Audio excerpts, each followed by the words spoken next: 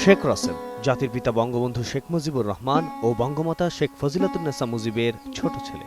পরিবারের সবার ছোট বলেই ছিলেন সবার আদরের। বাসায় ফিরে ঘরে ঢুকে বাবা শেখ মুজিব প্রথমেই খুঁজতেন রাসেলকে।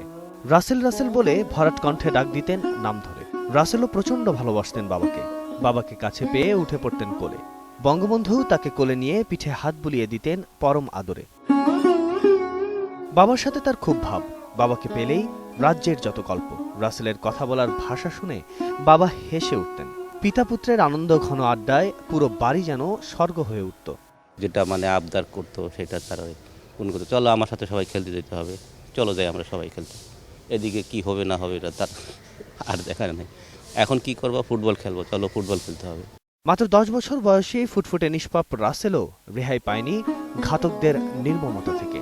খুনিরা যখন বাঙালির শ্রেষ্ঠ সন্তান বঙ্গবন্ধু শেখ মুজিবুর রহমান ও পরিবারের সদস্যদের হত্যা করছে, সে সময় শিশু রাসেল রমার হাত ধরে দাঁড়িয়েছিলেন 32 নম্বরের বাড়ির নিচতলায়।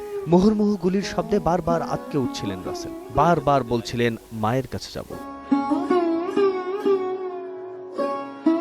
রাসেল ভাই খুব কান্নাকাটি করতেছে, আমি আম্মুর মার কাছে যাবো, মার কাছে যাবো। বল জিজ্ঞেস করছে বারবার, ভাইয়া আমাদের কি মারবে কি না, মারবে কি না, মারবে না। এখানে একটা ছেলে এসে ভাই জিজ্ঞেস করলো, ও তো মার কাছে যেতে চাচ্ছে, কান্দা ঠিক আছে নিয়ে যাও,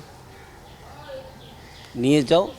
ওইখানে বললো, ওনারে নিয়ে ও নিয়ে উপরে গেল। ও তো 1 মিনিটে আবার দুইটা গুলির আওয়াজ হল।